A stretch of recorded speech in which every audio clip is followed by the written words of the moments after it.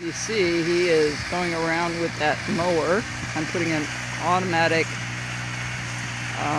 lawnmower, and there has to be a perimeter wire all the way around and around some of the trees and such.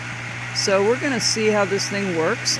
They were very, very honest about the one I had bought from Amazon. He was willing to come out. He came out almost an hour away, which I was really surprised at. And I also had them look at another area that we were talking about getting a robotic lawnmower. So my idea is to get this done now so I don't have to mow all summer, and we'll see how that works.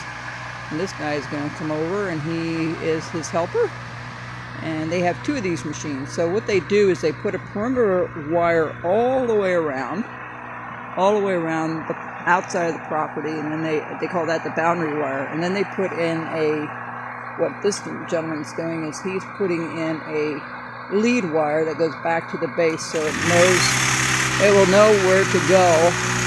As you can see, there's a little blade right to his left of his foot there, and I don't know if I can bring that up a little closer.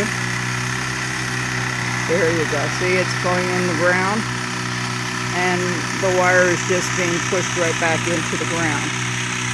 So much easier than